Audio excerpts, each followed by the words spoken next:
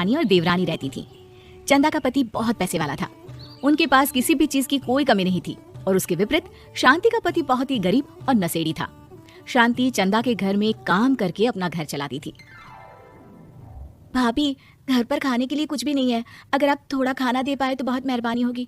मुझे जो भी पैसे मिलते हैं वो तो आपके देवर नशे में उड़ा देते हैं। ये तुम लोगों का ना रोज रोज का ड्रामा हो गया है। अब देवर जी कमाते नहीं है तो मैं क्या करूं? तुम्हारा पति तो तुम्हारी सारी कमाई दारू में उड़ा देता है, रहने दो भूखा उसे। अरे ऐसे मत बोलिए भाभी, आप तो जानती ही हैं कि वो मन के कितने साफ हैं, पर इस बेरोजगारी के कारण उन्हें दारू पीने की लत लग गई है। अरे अपना ये रोना गाना बाद में कर लेना, पहले काम निपटा ले घर का। मेरा और टाइम खराब ना कर, जा गेहूं पीस ले, फिर तुझे कपड़े भी धोने हैं। शांति रसोई घर में जाकर गेहूं पीसने लगती है। पीसते पीसते कुछ गेहूं वहां कपड़ों में गिर जाते हैं, जिसे देखकर उसके दिमाग में एक आइडिया आता है। क्यों ना ऐसे ही थोड़ी गेहूं मैं अपने पल्लू में बांधकर घर ले जाऊं, फिर एक बर्तन में जमा कर लूंगी और उसे पीसकर रोटी बना लूंगी। कुछ दिन तो ऐसे ही चलता रहा, मगर फिर एक दिन चंदा ने शांति को ऐसा करते हुए देख लिया। अरे पहले तो मुझे लगा तुम लोग बस गरीब हो, पर तुम लोग तो चोर भी हो। चोरनी कहीं की, मुझे तो लगता था तू गेहूं पिसती है, पर तू तो अपने पल्लू में गेहूं छुपा कर ले जाती है। निकल मेरे घर से। मुझे माफ कर दो भाभी, हमारे पास खाने के लिए एक दाना तक नहीं था, इसलिए मुझे ये सब करना पड़ा। अरे तुम लोग मेरे रिश्तेदार हो, इसीलिए दया कर तुझे मैंने अपने घर पे काम पर रख लिया, पर तू और तेरा पति हमारे खानदान का नाम मिट्टी में मिलाने पर उतारू हो चुके हैं। आपको मुझे जितनी गालियां देनी है दीजिए, माना है तो मार भी लीजिए भाभी, पर मुझे काम से मत निकालिए। परिवार की बात है, वरना कोई और ऐसा काम करता ना तो धक्के मार कर कब से घर का बाहर निकाल दिया होता। रोते रोते शांति अपने घर चली जाती है, जहाँ उसका नशेड़ी पति कहता है, अरे कहाँ रह गई थी कामचोर, इतनी देर क्यों कर दी? आज पैसे लाई कि आज भी खाली हाथ वापस आ गई है? अपने हाथ दिखा, जरूर पैसे छुपा लिए ताकि मैं दारू ना पी पाऊँ। नहीं जी, मैं आपसे क्यों छुपाऊंगी, और अभी आप दारू पीने की बात कर रहे हैं, उसी कारण तो आज हम लोगों की ये हालत हो गई है। किसी काम की नहीं है तू, बिना मार खाए समझेगी नहीं। रख, अभी तेरे होश ठिकाने लगाता हूँ।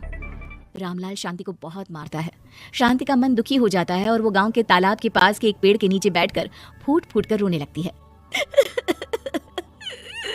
मैंने कभी किसी का बुरा नहीं किया, फिर भी भगवान मेरे साथ ऐसा क्यों कर रहा है?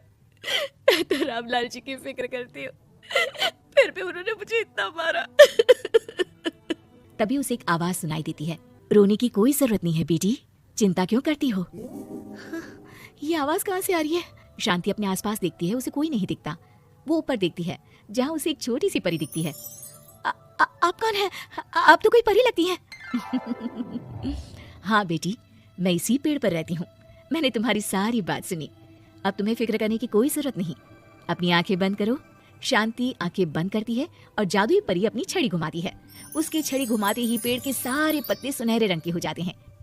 परी उनमें से एक पत्ता तोड़ लेती है और फिर से अपनी छड़ी घुमाती है, जिसके कारण सारे पत्ते पहले की तरह साधारण से दिखने लगते हैं। आंखें खोलो बेटा, लो इस पत्ते को ले जाकर अपने तकिए के नीचे रख देना। ये तो एक साधारण पत्ता है, इससे क्या होगा? ठीक है, अगर आप कहती हैं तो मैं इसे रख लेती हूँ। शांति उस पत्ते को लेकर अपने घर जाती है और अपने कमरे में तकिए के नीचे रखकर सो जाती है। सपने में उसे वही पेड़ वाली जादुई परी दिखाई देती है। बोलो शांति, क्या चाहिए तुम्हें? मैं चाहती हूँ हम बहुत अमीर हो जाए और मेरे पति नशा करना छोड़ दें, उन्हें कोई काम भी मिल जाए। कल जब तुम सुबह नींद से जागोगी, तुम्हारी इच्छा पूरी हो गई होगी। अगली सुबह शांति नींद से जागती है, अपने आसपास का नजारा देखकर चौंक जाती है। उसके बिस्तर पर चारों तरफ सोने चांदी रखे हुए थे। हे भगवान, कहीं मैं सपना तो नहीं देख रही? इतना सारा सोना, वो भी मुझ गरीब के पास। रामलाल जी को बताती हूँ, वो बहुत खुश होंगे। शांति जैसे ही कमरे के बाहर जाती है, वो देखती है कि रामलाल सूट बूट पहने काम के लिए बाहर जा रहा होता है। मुझे शहर में एक नौकरी मिल गई है शांति, मुझे आने में देर हो जाएगी, घर का ध्यान रखना। और इस तरह शांति बहुत अच्छा जीवन बिताने लगती है।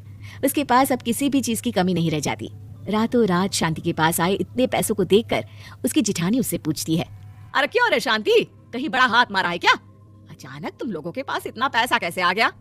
नहीं भाभी, ये सब तो जादुई परी के दिए हुए पत्ते का कमाल है। शांति जादुई पत्ते के बारे में सारी बात चंदा को बताती है, जिसे सुनकर चंदा के मन में लालच आ जाता है और वो झूठ मूठ रोते हुए उसी पेड़ के नीचे जाती है, जहाँ उसकी रोने की आवाज सुनकर जादुई परी कहती है, क्या हुआ बेटा, क्यों रो रही हो? मैं बहुत गरीब हूँ, मेरे पति मुझे बहुत मारते हैं, अब मैं जीना नहीं चाहती। चिंता मत करो बेटा, अपनी आंखें बंद करो। जादुई परी चंदा को भी उसी पेड़ का एक पत्ता देती है और तकिए के नीचे रखने को कहती है। चंदा उस पत्ते को लाकर अपने तकिए के नीचे रख लेती है और अगली सुबह जब उठती है तो उसके कमरे में चारों तरफ सांप बिच्छू रहते हैं। अरे बचाओ बचाओ, कोई मुझे बचाओ। ये कैसा पत्ता है जिसे लाने के बाद उस गरीब शांति के पास तो इतना सारा सोना आ गया, और मेरे चारों तरफ ये सांप बिच्छू। अरे कोई बचाओ। चंदा अपनी जान बचाती हुई शांति के पास जाती है। चलिए भाभी, मुझे लगता है आपके घर में सांप बिच्छू को बस जादुई परी ही हटा सकती है। दोनों मिलकर जादुई परी के पास जाते हैं। ये सब तुम्हारे बुरे इरादों का नतीजा है चंदा। तुम झूठ मूठ बस पैसे के लालच के कारण यहाँ आकर रो रही थी, इसीलिए तुम्हें जादुई पत्ते ने उसकी सजा दी। अरे मुझे माफ कर दीजिए जादुई परी, मेरे मन में लालच आ गया था। अरे शांति, तुम भी मुझे माफ कर दो, मैंने तुम्हारे साथ बहुत गलत किया है, फिर भी तुम मेरी मदद के लिए आई। चंदा को अपनी गलती का एहसास हो जाता है, इसलिए जादुई परी उसके घर से सारे